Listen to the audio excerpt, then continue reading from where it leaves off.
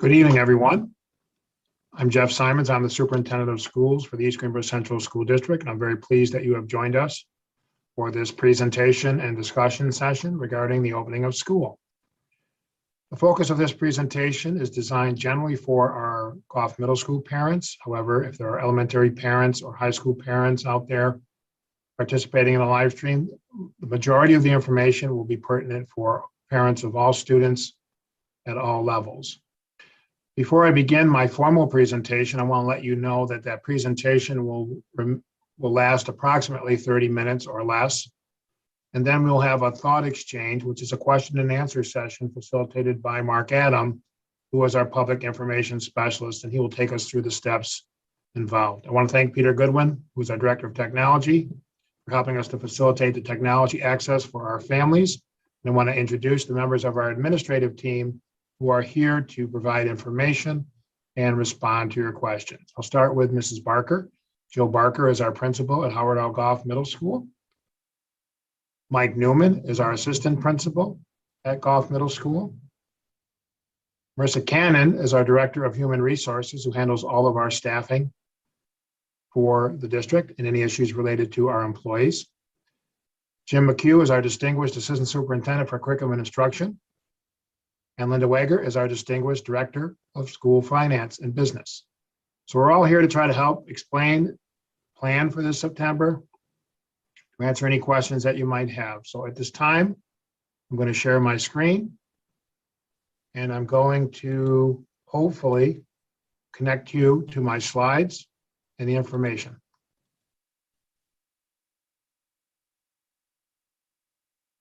And I'm going to ask the panel members, can you see my presentation? Everybody's okay with it? Okay, so here we are on August 30th, and our first day of attendance for students will be September 9th. Our first day for our faculty and staff to report is tomorrow. We're very excited about welcoming back our employees, and we have a large complement of professional development planned for them for the next few days. Part of our planning includes making sure that our staff is aware of the plans to make sure that everyone is safe in the district. You know that last year, due to some of the restrictions, social distancing requirements in particular, we were unable to offer full-time in-person learning for our students throughout the year. It wasn't only until after the spring break that we were able to increase the number of days of in-person learning for our kindergarten through fifth grade students, and we made an adjustment to the schedule for sixth grade to have our sixth grade students come in 4 days a week. At that time, there were restrictions included within the New York State guidance and the CDC guidelines that prevented us from bringing all of our middle school and high school students back. Most notably, based on the community's infection rates, we were limited in how we could schedule students. It required us to cohort students, and we were already almost complete with the school year, and we were unable to assign students to the same classes in the same groups throughout the day at both the middle school and the high school. So we maintained a hybrid model really at the middle school and the high school level throughout the entire year. This year, I'm very pleased that based on changes in both the CDC guidance and in New York State's approach to guidance, we are able to offer full-time in-person learning. So we anticipate that the large majority of our students this year will be coming in for in-person classes 5 days a week. And we've worked with our Board of Education to identify extra staffing and extra resources to enable our students to address any learning gaps that may have been presented as a result of some of the difficulties last year, and to provide mental health, social emotional support, and extra activities, including after-school programs and enrichment clubs, to help all of our kids transition back successfully. Our plans that we shared tonight are based on the recommendations of the Center for Disease Control, the American Academy of Pediatrics, the New York State Education Department, and most recently, announcements of our new governor and the release of information that came from the New York State Department of Health as recently as Friday afternoon at 5:30. We are working with all of the districts within our region, including Questar 3 BOCES, to make sure that our plans in our districts within our county are as consistent as they can be, taking under consideration some of the differences in our schools. For example, ours is a school district that has 7 buildings, where some school districts within our own county may only have 1. We do want to tell our parents and make sure that everybody understands that New York State has indicated, now that they are under new leadership, that the Department of Health may be sending schools additional guidance. In the event that we receive that guidance before the opening day of school, and that guidance may conflict in some ways with what we're currently proposing, we will make adjustments and we will inform our families. Currently, the infection rate within Rensselaer County, affiliated with mostly the Delta variant, is approximately 4.2% on a 7th-day rolling average. It has declined slightly over the last couple of days. In accordance with CDC's information, Rensselaer County is considered to be classified in a high transmission zone. All of the counties in New York State are considered to be in a high transmission zone due to concerns regarding the rapid rate at which the Delta variant seems to spread. Good news, the county is making progress on vaccinations. Vaccinations are widely accessible to families and eligible students.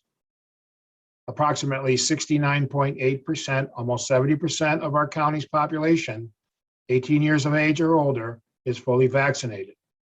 Approximately 68.3% of children in Rensselaer County who are eligible for the vaccination at ages 12 through 17 are fully vaccinated. So our county is doing a very good job of making sure that people have access to the vaccine. We meet with our county once a week and have been doing so since March of 2020. The district is implementing strategies to ensure that we can maintain a healthy and safe environment. We will continue to administer temperature checks as our schools are entering the building each day. We will follow a universal masking policy. All students, staff, visitors, including contractors who are working within our schools, will be required to wear a mask in accordance with CDC recommendations. Our district will continue to socially distance. The social distancing requirements have been adjusted to include 3 feet of distance between students while seated in class, and distancing as much as feasible to ensure that we can occupy our schools with full in-person learning, including serving students within our cafeterias. The setup at the middle school level, the high school level, and the elementary school may vary slightly based on the number of students that need to be served lunch each day, the age of the children, and the way that the master schedule of each building impacts the number of classes that need to be taught and the number of students that need to be served for lunch. Additionally, we will continue the regular cleaning and disinfecting that we have been doing to our classroom spaces, our offices, our buses on a daily basis. We are now required by CDC to clean and disinfect desks of students in between classes. We are required to do that once a day, and we will be implementing that requirement. Everyone will continue to follow good respiratory etiquette and hand hygiene, including we will have hand sanitizers available throughout our buildings as we've had last year. We will be relying on parents and guardians to screen their children for symptoms every day. However, due to the volume of students who now will be reporting every day, we will not be requiring our parents to do the app every day. It'll simply be a reminder to check in with your child in the evening and the next morning to make sure that they're not feverish, that they're not experiencing any other symptoms of COVID-19. And if they are, please encourage your students to stay home. And we are encouraging our staff to stay home when they are sick. We are working with the county as well as Questar BOCES to implement a surveillance testing program. That program will not be implemented at the beginning of the school year, as the county is in need of receiving final approval for its plans from the state. Additionally, we have begun COVID-19 testing of students involved in our high-risk sports. Those sports for the fall season include football, boys and girls volleyball, and cheerleading. You'll learn more about the surveillance testing program once it becomes available through a $3.8 million grant received by Rensselaer County Department of Health. Face masks. We recognize that the wearing of face masks has become a difficult issue, both throughout our state, within our region, and across our country. The district has received direct requirements from the state as of Friday that all schools in New York State will follow and require masks. Those masks must include cloth masks or surgical masks being worn properly to cover both the mouth and the nose. All students, staff, visitors inside the schools and on school buses, regardless of vaccination status, will be required to wear the masks. Bandanas and neck gaiters are not permitted within the school. Students will be provided with mask breaks when seated in class and socially distanced. We will talk about the duration of the mask breaks in just a little bit. But masks will remain optional when outdoors and on school property unless state regulations or federal guidance changes. In our classrooms, students will remain 3 feet of social distancing between each other. Seating has been arranged to be at least 3 feet apart in all classrooms. And we can accommodate full in-person instruction for all of our children at the middle school level, the K-5 level, and the high school level within that 3 feet parameter. Additionally, our district has invested time and money in improving our ventilation systems over the course of the last 2 years. We've contracted with an outside company to review some of the mechanical issues with our filters and with our unit ventilators, including the proper operation of our exhaust fans and our ventilator motors. We are implementing a purge cycle program every day, and that means we are bringing in more fresh air into our classrooms and into our schools than what is required by New York State law. And we are pushing potentially contaminated air out at a faster rate than what would be typical. We've been doing this program, we call it a purge cycle. We, in particular in the morning before school starts and when students and faculty leave, we open up the dampers, we crank up the exhaust fans, and we make sure that we do everything possible to bring in fresh air and push out bad air in time for the building when it is occupied. That process continues throughout the day, but at a little bit of a lower setting. Additionally, we have replaced and upgraded all of our air filters within the district. We will continue the regular cleaning and disinfecting of our buildings, our buses, and our high-touch areas. And in accordance with CDC recommendations, classroom desks will be cleaned and disinfected on a daily basis at Columbia High School and Goff Middle School, but not between classes. Surfaces will be cleaned and disinfected by our custodial staff. High-touch surfaces will get additional cleaning and disinfecting. And in the event that we do have an identified case of a student or a staff member within our building who is tested positive for COVID-19, we may bring in outside services that are available to do a thorough cleaning and disinfecting of those affected spaces. Those services are available through Questar BOCES. Students and staff members will continue to wear face masks while riding the school bus, regardless of vaccination status.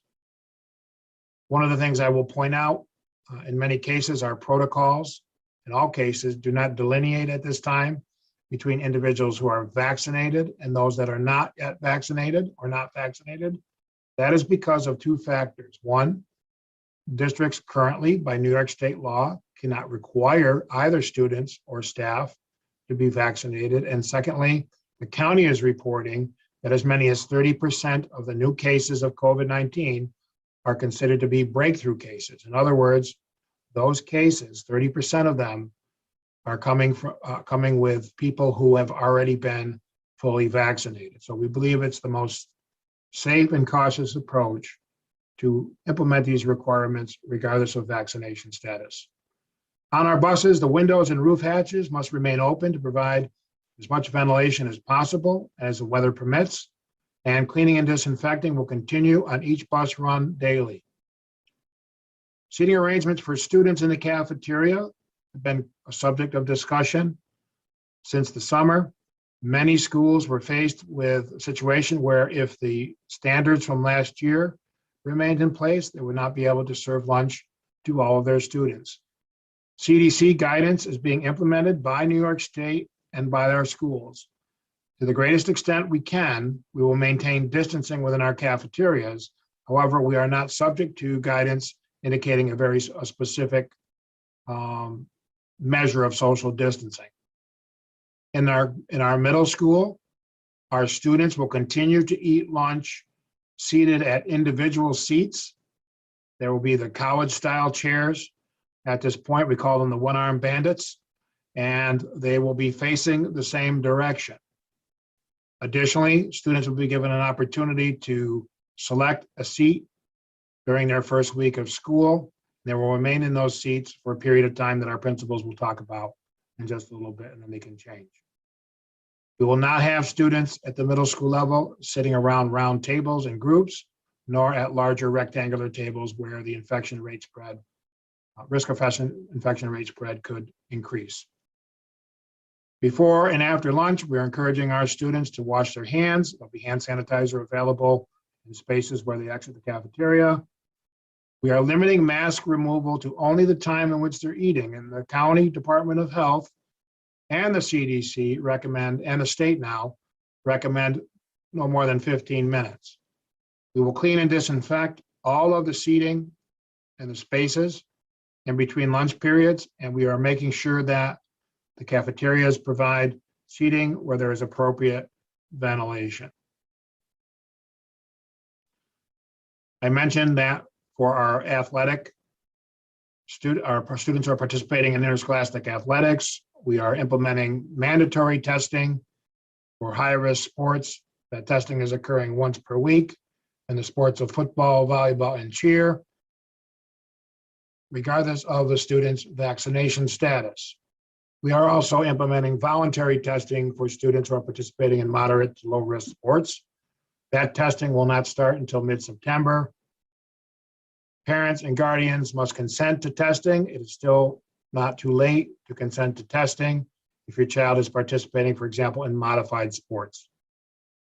At this time, based on New York State Public High School Athletic Association parameters and league decisions, we are not limiting spectators as we had to do last year. And during the winter season, we had to have no spectators for some of our inside high-risk sports such as basketball.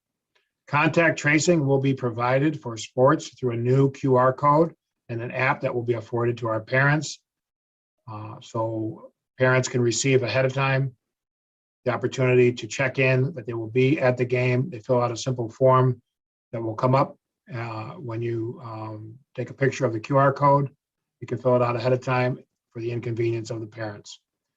Indoor sports, volleyball in particular, will have requirement that our student athletes will continue to have to wear the masks. Music, chorus, and orchestra must wear masks given some of our space constraints within our schools. We want to permit general music classes to allow the students to sing. We want chorus to be able to rehearse, to prepare for ensemble performances. And we want our wind instruments and our bands students to be able to play those instruments in groups with appropriate spacing, which will be 3 feet. We will be requiring masks in all cases when students are singing. And in the case of wind instruments, we will be purchasing and have purchased something called bell covers, which is really a mask for the musical instrument that goes around the end of the horn and protects from the potential aerosol spread of COVID-19. Outdoor instruction will be encouraged as weather permits. Physical education, social distancing requirements will remain at 6 feet as they were last year. And PE teachers have been asked to prioritize outdoor activities as weather permits. Goff arrival time, okay? If you have driven down Gilligan Road, you have seen a lot of construction occurring at Goff Middle School. The purpose of that construction is to replace, not only to replace aging pavement, but also to design a new, hopefully safer way to segregate parent drop-off from faculty, staff parking from the buses. The parent drop-off, as you know, often extends all the way down Gilligan Road and onto 9 and 20. The parent drop-off now will extend all the way from the front of the building to the end of what has traditionally been the faculty, staff, larger parking lot. That area will be segregated by a fence and a sidewalk. That fence that you currently see there is temporary. We have on order a much nicer fence, but we want to make sure that people start to understand that we are trying to separate parent drop-off from the buses and provide an opportunity to make sure that students, visitors to the school, and our faculty and staff can get into the school safely. In addition to the new design, parent drop-off will begin at 7:30 in the drop-off lane outside the main entrance. We're asking parents to proceed all the way down to the end so that more cars can fit in the drop-off. But we're also asking you not to drop your child off before 7:30 to ensure that we have supervision in place. Additionally, students, as they did last year, will enter through separate entrances. Our sixth graders, who are the youngest students and at least familiar with the building, will come through our main entrance. We will have administrators and staff there to greet your children. Seventh graders will enter through the greenhouse side, which is the side closest to the garden, and the eighth graders will come through the cafeteria entrance. When students are entering the building, they should have those masks on. We will do everything possible to make sure that they continue to socially distance as they enter into the areas. Desks in each classroom are 3 feet apart. Students are required to wear those masks while in class. In each class period, a mask break of 3 to 5 minutes will be provided to students at a time at the discretion of the teacher, but only during times when the students are working silently at their desks. We believe that this is the most cautious way to implement masks, but also to provide the kids with a little bit of a break from the mask every instructional period. In the hallways, we have monitors and administrators who will make sure that the kids understand where they need to go and get where they need to go. Lockers, at least at the beginning of the year, will not be utilized. We are concerned about the congestion of students near the lockers. Okay.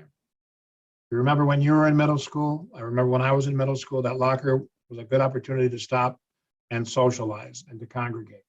We typically would appreciate that, but we don't want to have kids in groups gathered less than 3 feet apart and the potential for COVID-19 spread. The administrators of the middle school are permitting students to carry backpacks again this year. Physical distancing of 6 feet with masks during our PE classes. Students will not need to use locker rooms as they will not be required to change. Students will be required to wear masks in the cafeteria. They can take those masks off once seated and while they're eating. The desks are a minimum of 3 feet apart, if not more. And in some cases, depending on the lunch period, we can adapt the seating for individual concerns. Hand washing or hand sanitizing before and after meals will be encouraged for all students, and cafeterias will be cleaned and disinfected between lunch periods. Contact tracing. We are in communications with the County Department of Health to determine how the contact tracing process will work this year. We have requested from the county as much information as possible so that we can provide our parents and our faculty and staff members information to determine the likelihood or the issues that would be involved in determining whether or not students who are exposed to a positive person who is positively tested for COVID-19, whether that student would be impacted and quarantined. Under CDC guidance, which is being implemented by New York State, in the classroom, there is an exception. Students who are within 3 feet to 6 feet of a positive student who are wearing a correctly fitted mask while the positive student is also wearing a mask are exempted from quarantine. So we should see fewer situations this year where our students are quarantined, particularly in cases where a positive student tested for COVID-19 is wearing a mask properly and the student sitting next to them is wearing a mask properly. They're exempted from quarantine. Additionally, during COVID-19, we have to continue to provide alternative instruction for students who may be impacted by a county order of quarantine. Only those students who are quarantined by the county health department will be provided with the option at the middle school and the high school to live stream into classes. All other students, unless sick for some other reason, are expected to attend class in person. And only those students who are approved by the county or directed by the county to be on quarantine will have access to virtual live instruction through our Google Suite. The elementary school level, we will arrange with tutoring and have access to classroom assignments via Google Classroom. I mentioned testing. The district is working with Questar BOCES and the county health department to implement a testing program.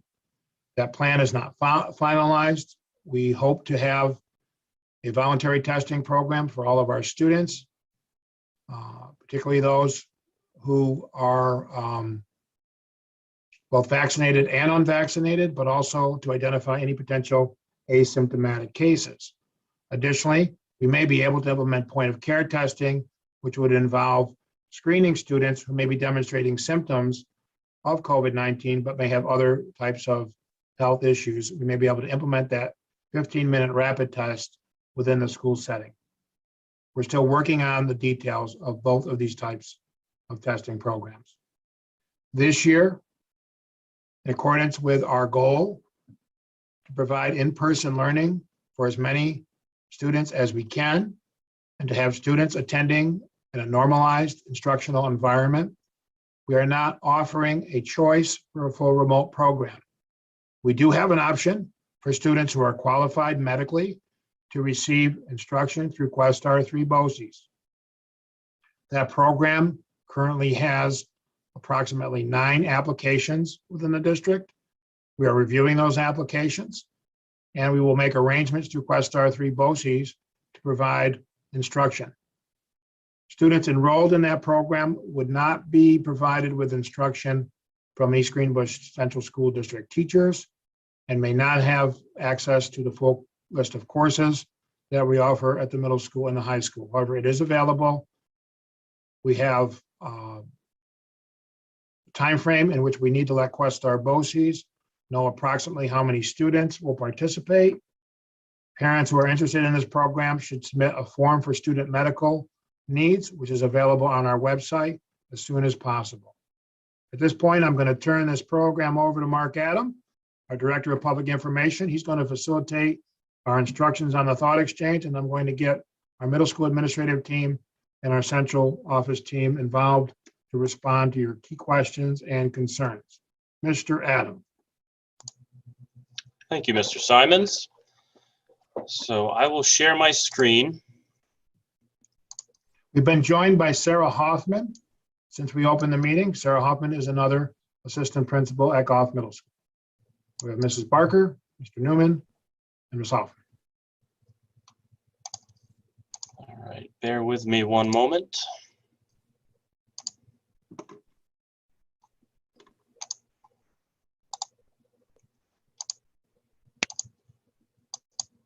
So we will be conducting this Q&A through Thought Exchange. I did post the link on our website, so you can go to egcsd.org and click to watch for this story, and there's a link there to submit a question. You can also visit tejoin.com and type in the 9-digit code you see on the screen. And the question we're posing is, as we approach the new school year, what are your key questions and concerns regarding our preliminary opening plans? So visit tejoin.com, type in the 9-digit code, and you can write a question or a comment. Once you submit that, you can rank the thoughts of others, and we'll be able to address the most popular topics. So at this time, I will start the timer, give you a few minutes to write your questions, and then we will bring this to our panel. Thank you, Mr. Adam.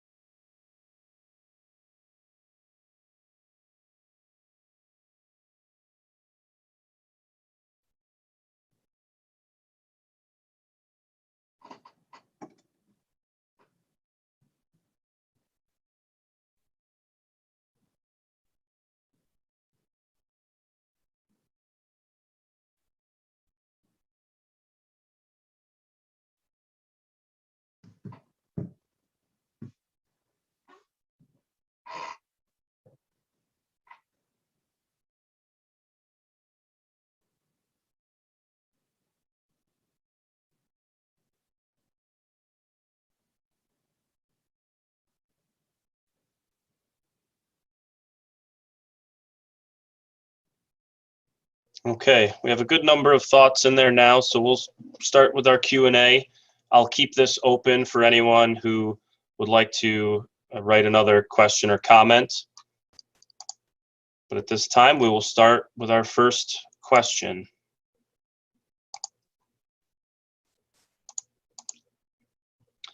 Will students need to carry around all of the items on the school supply list every day in their backpacks since they aren't using lockers? I'm worried about the size and weight of the bags. That is a great question. We worry about that too. We've taken some steps to try to limit the number of items that the students have to carry, and I'm going to kick that over to Mrs. Barker. We have worked with our staff to ensure that they have minimized the amount of supplies that a student needs to carry at any given time.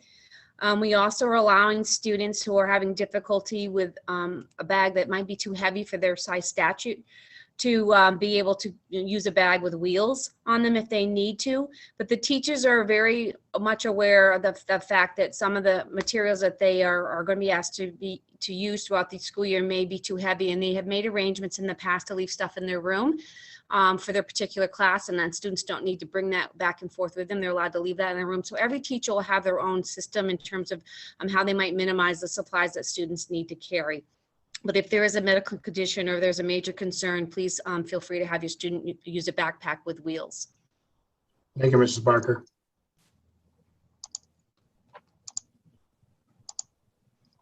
If our child is exposed to a positive case, even if they do not have to quarantine, will we still be informed of the exposure? This is a question that I've asked the county. I have not been provided with information yet. I know there was a parent the other night at the elementary meeting who asked a similar question. We have our meeting with the county on Wednesday. What happened last year may be different from what happened this year because of the exemption. Okay, the exemption is if the student is sitting in class wearing a mask and the positive student was also in class wearing a mask, that student sitting next to the person may not even be counted as a contact. So we might not even be required to identify that student as having been potentially exposed. Whether or not we have to communicate that, or we should communicate that, or the county will be communicating that, will be a determination that we have to make in discussions with the county. In general, our district has erred on the side of communicating. So if we are permitted to do that in combination with communication with the county, we would take steps to try to inform you. But we want to iron out with the county what their system is going to be to contact trace and who they will be communicating with and who they would expect that we communicate with. And we hope to iron that out by the end of this week. If the numbers continue to rise, is there a plan in place to go back to virtual, or is there another plan in place? We will have to have plans to go virtual in the event that a classroom or a school building or the district either is ordered through potential exposure by the county to shift to full remote. We have last year demonstrated that we can connect with students through virtual live instruction. We also have purchased the a sufficient number of devices in order to do that. So our plan, if forced to, would be to go to full remote. It may be different than last year because of the fact that there's larger numbers of employees and students who are vaccinated, less likely to be quarantined. If you recall, one of the issues that really impacted us just prior to the holiday recess last year was staff absences and the number of children who were quarantined. We can't say with 100% confidence that those numbers won't rise to the level, but we do have some information, including the CDC guidelines, that indicate that vaccinated students and vaccinated staff would be treated differently under any COVID-19 implementation of quarantine. We think that may result in smaller probability of having to shift to full remote. If we do, we will.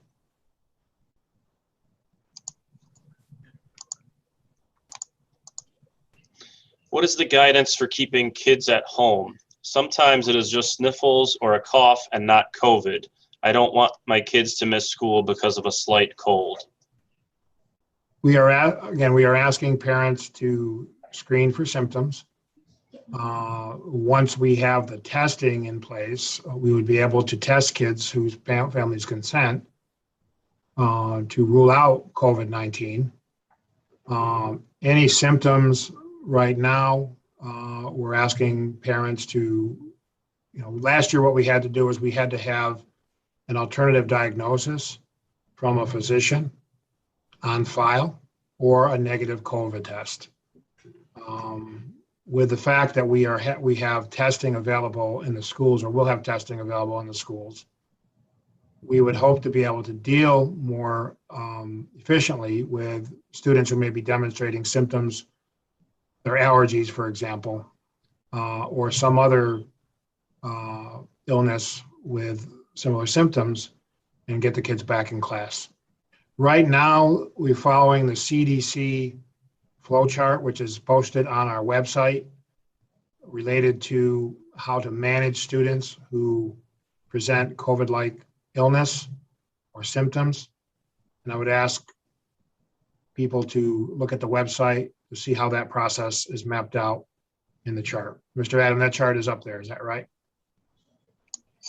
Correct. If you go to egcsd.org and visit our opening plans, which is one of the links in the yellow notification bar at the top of the website, all of that information is listed there, including the flow chart.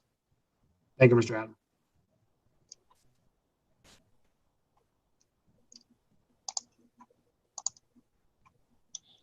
For kids that do need to quarantine, will they still be able to view the live Google class? I'm worried about kids falling behind for missing school. At the middle school and the high school, yes, if ordered by the county to quarantine. Generally, we want all of the students to attend in-person instruction, but those students who are subject to a quarantine order from Rensselaer County Department of Health and or were impacted by some type of New York State order to be quarantined, we would provide the ability for that individual student to live stream into the class at the middle school and the high school level.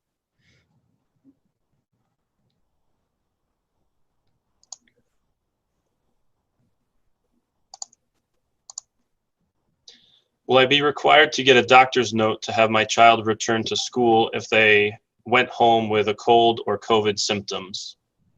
Likely, yes.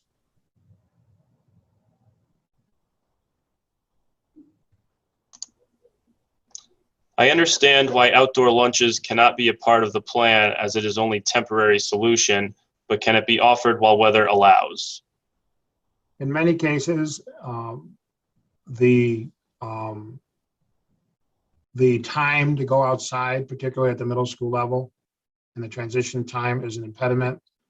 We do have the availability of tents, should it become necessary to arrange for outdoor lunch. At the middle school level, that may be challenging, and I'll ask Mrs. Barker to weigh in on that because of the timeframes. That's correct, Mr. Simons. The time the kids get through the line and sit down to eat lunch, they really only have about 15 minutes.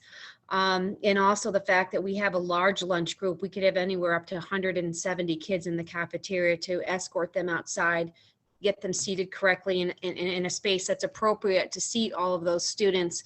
It would really leave limited amount of time for students to eat their lunch. So we just don't think that's the best solution at this time.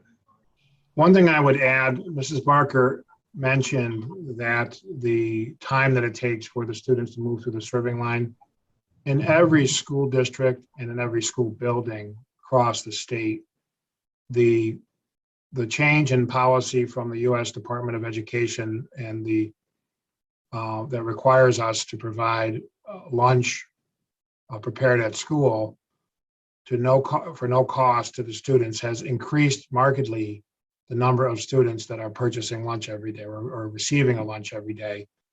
So that program has increased the number of kids that we have to get through the serving line. It impacts the ability of the students to be seated, to have that minimum time necessary to eat. If we added the complication of moving the students outside, that would further delay our ability to get the kids to eat and get them back to class in time for their instruction.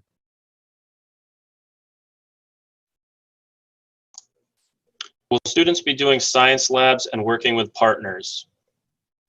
I anticipate that instruction in the classrooms would be normal based on the discretion of the teacher and the content that the teacher would be teaching. So we are not prohibiting students from working with partners as long as those students have a mask on. But I would imagine that some of those activities would be modified to some degree based on the teacher's consideration regarding social distancing. I'll ask Mrs. Barker, Mr. Newman, or we have the perfect choice. Mrs. Hoffman is a former science teacher, so we'll ask Sarah Hoffman to weigh in on this one. What do you think about students working with partners in their science labs?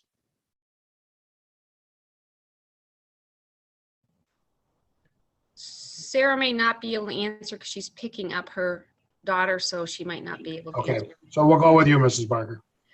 So as much as possible, we would like students to engage in real life science labs because that's really where a lot of the strong learning happens. Obviously, we're going to take all the precautions we can. We have science desks where kids could be at the opposite ends of a table and doing a lab together. We provide gloves for students if they would like to wear gloves while handling the materials. But again, as you said, Mr. Simons, we'll use discretion in what labs we actually do, and we will certainly be doing these labs with as much social distance as possible while giving a real valuable science lab experience. Thank you, Mrs. Barker. I'm not sure if Ms. Hoffman heard the question, but she is with us. I did. Can you hear me? Yes, we can. Okay, Anything to so add?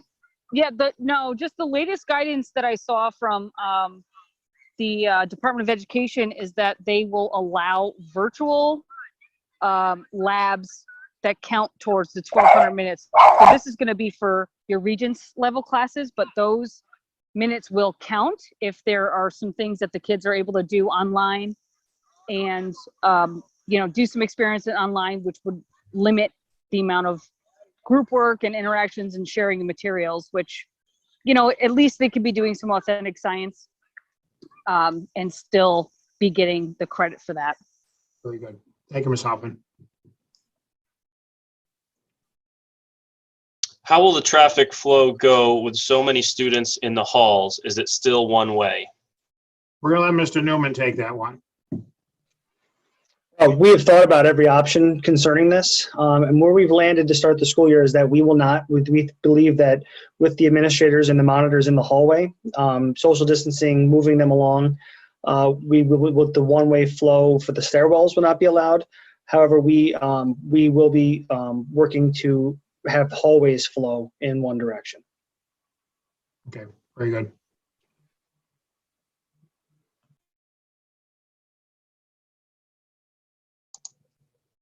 Will students be distanced on the bus? Also, last year, students removed their mask while on the bus. Students are not required to be socially distanced on the bus. Schools are following the same guidance that mass transit is following within our state. So any student that is eligible for a seat on the bus, we can provide that. The students will have to remain with their masks on the entire bus ride, the driver and the bus aide as well. Students are not permitted to take their masks off on the bus.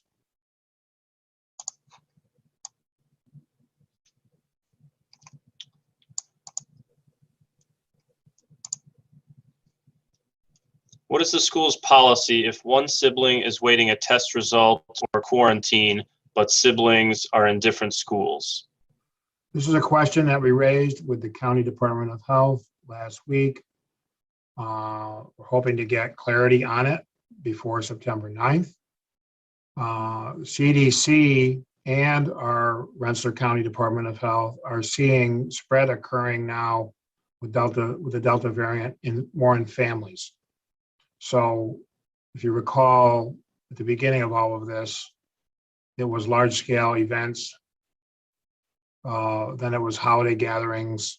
It was restrictions on, businesses and those kinds of things. But they're seeing situations now in the majority of new cases where someone in the family gets it and everybody gets it.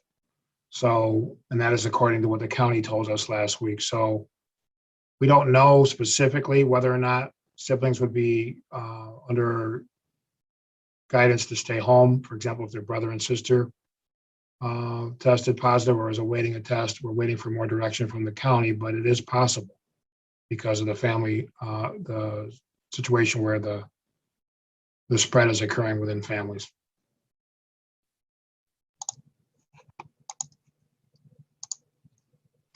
Will parents be notified of any COVID case in our child's class, regardless of proximity to our child? We will likely implement the same communication that we did last year. And we would communicate that that a case occurred within the school itself.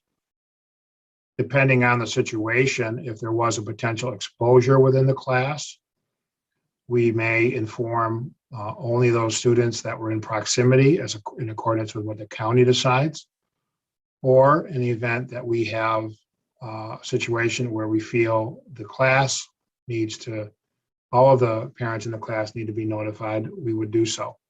It all depends on the circumstances of the location of the student that was positive, how long they were in the class, how close they were to others. And then we make that determination on a case-by-case basis. And the county told us this last week. Everything needs to be looked at on a case-by-case basis, that there are no hard and fast rules. They also told us that ventilation is the key. That may be different from what the points of emphasis were last year. Providing the ventilation in the space is a factor. For example, in my recent conversations with the county today, in talking about high-risk sports, they said that even in the event of schools having practices indoors, keep the gym doors open and the outside doors open to allow as much fresh air to come into that gym space. So ventilation will be a factor in determining what the county thinks in terms of the potential exposure of kids in a class. And then we would go in accordance with what the county recommends us to do.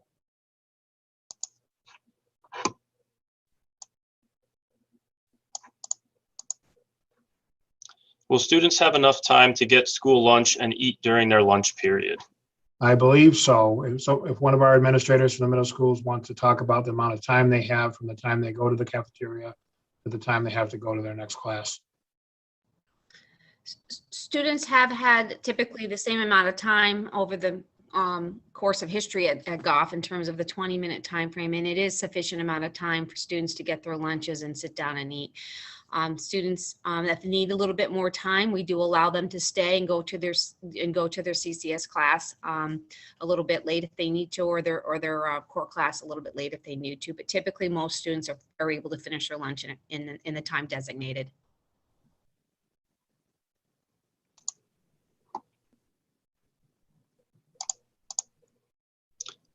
Will the students still have to stand in the hallway and wait for the bell to ring before they enter their homeroom? Mrs. Barker? We are looking to have students stand in the hallway at 3 feet apart in order to get through this temperature screening process. If we did not allow students to come in the building at 7:30 and start to fill up our hallways at 3 feet apart, we would have very long lines coming into the building and unlikely to be able to start class on time. So we are going to stagger in arrival, get temperatures taken so that we can expedite the process of arrival for all of our students getting dropped off as well as coming off the bus. So yes, we will be doing that, but we'll be utilizing upstairs and downstairs this year rather than just downstairs so that we can get as much people through the temperature screening process and into their classes in a timely manner. It's important to remember, everybody, that we're in person all day, every day during the week. And so that we're virtually doubling the number of students that need to have that temperature check procedure in the morning. Will any of the after-school social events be returning this year? We are planning to have as many events and activities within the school as possible. Some of those events we're putting on the calendar, which will be issued to parents very soon on the first week of school. And some of those events we're still evaluating. We're hoping to have as many opportunities for the students and the families to socially engage with us, to feel connected to our schools within COVID restrictions. So we haven't made a determination to eliminate those types of activities. Our board has given us direction to increase those activities as much as possible to help the kids reconnect. As far as the middle school is concerned, I'll ask Mrs. Barker to talk a little bit about what types of plans are underway or being considered right now.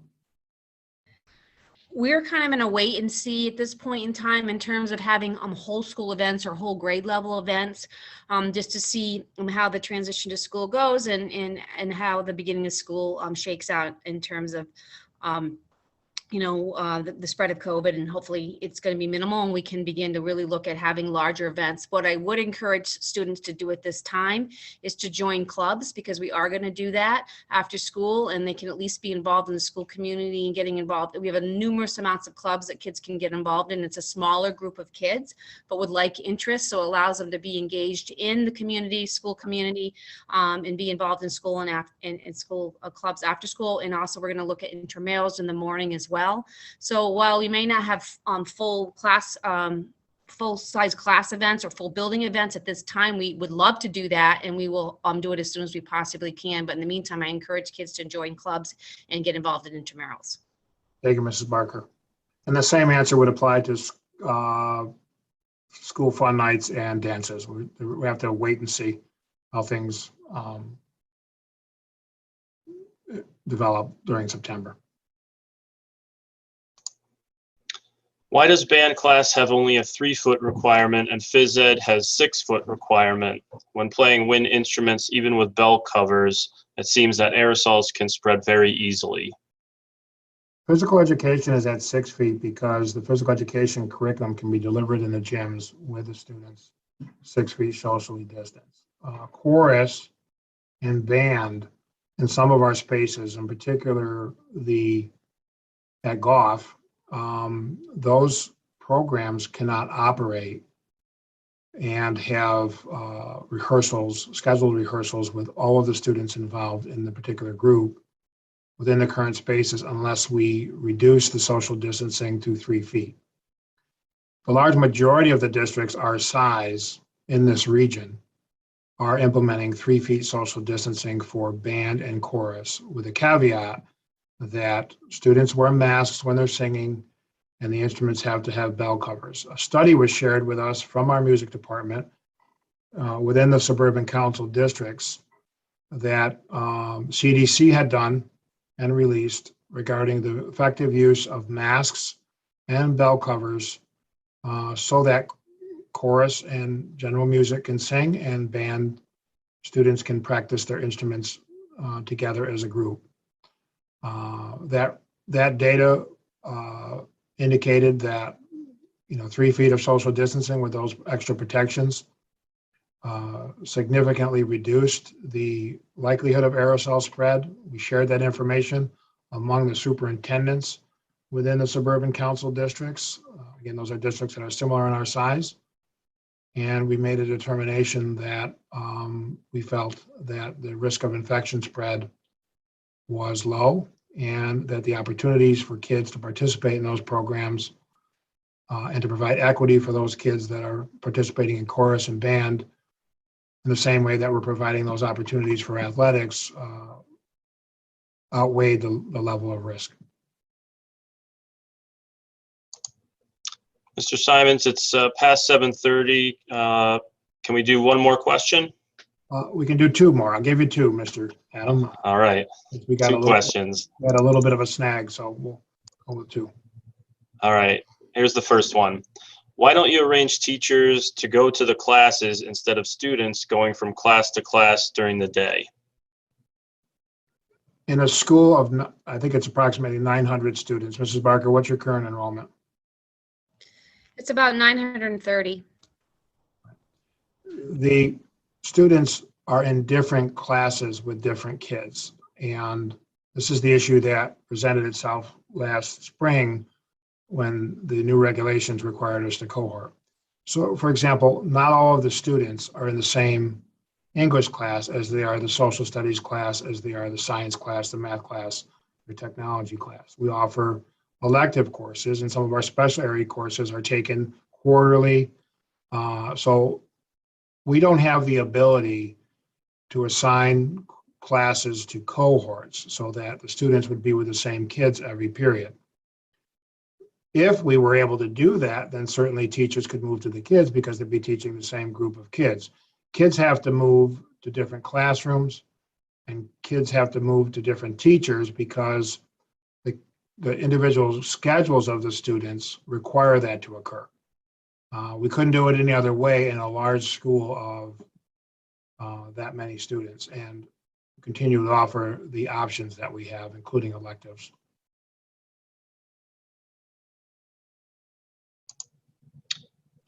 Why doesn't the school clean desks after each use?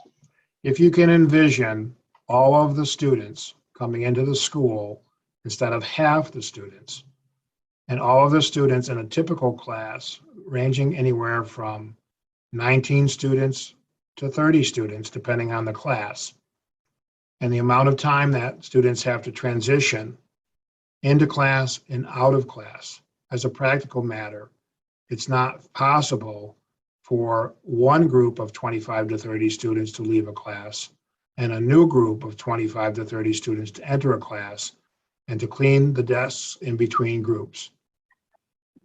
If you go on the CDC website and you look at the K-12 guidance for schools, the CDC guidance cites that there's minimal risk of students contracting COVID-19 through surface area contact.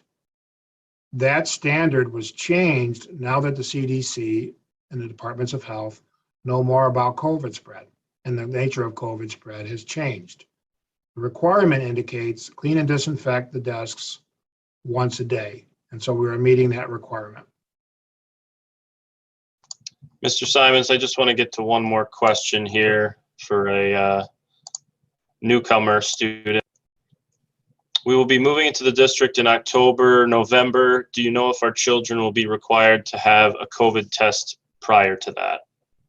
Not in accordance with New York State regulations right now. No, we are not able to or permitted to test right now students as a condition of enrolling in our school district. So, and we have not discussed that. So we welcome your daughter. We welcome her to East Greenbush, and we look forward to her starting, and we will not require her to test as a condition of entering into our school. We would involve any new students and any new parents in our voluntary COVID-19 test. All of this is said with a caveat that New York State regulations could change. They are likely to change. We have a new governor who's given new direction to the New York State Department of Health. If anything that I presented tonight changes, or if we receive any more information from the state, again, that conflicts with our plans, we will share it with you, and we will let you know how we are implementing any new requirements. So in closing, I want to thank everybody who joined me on our administrative panel today. I want to thank Mark Adam and Peter Goodwin for helping us with the technology. I want to thank our building principal, Mrs. Barker, our assistant principals, Mr. Newman, and Ms. Hoffman, our central office team, Ms. Cannon, Mrs. Wager, and Mr. McHugh. We didn't get you in here tonight. We'll have to save all the tough questions for the high school meeting, okay, which will be occurring tomorrow. With that being said, I want to close with some encouraging remarks, hopefully, for our families.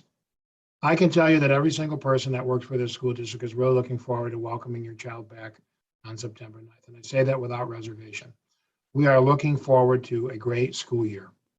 We have lots of activities planned for your child, both in school and outside of school. And through our federal grants, we're providing extra help. For those students who need help to catch up because of the impact of next year, we'll have tutoring available for you.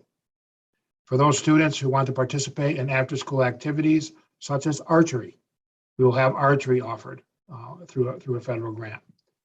We're even considering opportunities to take kids on field trips this year to make sure that we are emphasizing socialization for the students. And as Mrs. Barker said earlier, lots of extra classroom clubs to participate in.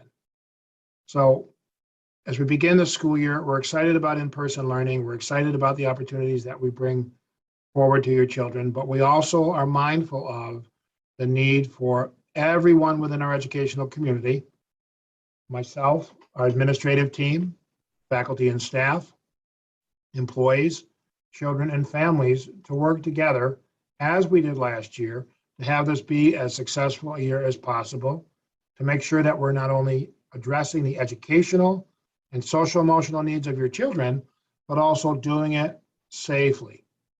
And the only way that we work together is through communication. We make every effort to try to communicate what we know when we know it to our families.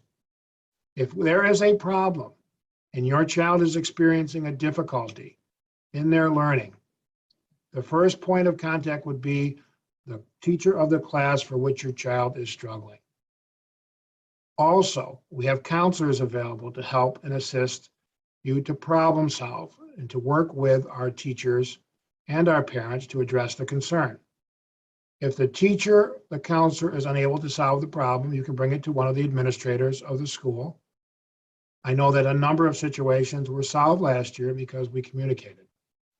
If something cannot be solved at the school level, you can always bring it to our central administration. You can send me an email, you can call my office, or any one of our central administrators. We're here to help and support your children being successful. I emphasize this year because we want you to let us know what's happening early on at the beginning of the school year, when our opportunity to address the problem and put that problem in the rearview mirror is the best. The beginning of the year, intervening early, letting us know what's happening. Again, we look forward to the success of every child this year. We look forward to working with our parents as we re-engage every student in our classrooms this year. And I wish everyone a very successful and happy school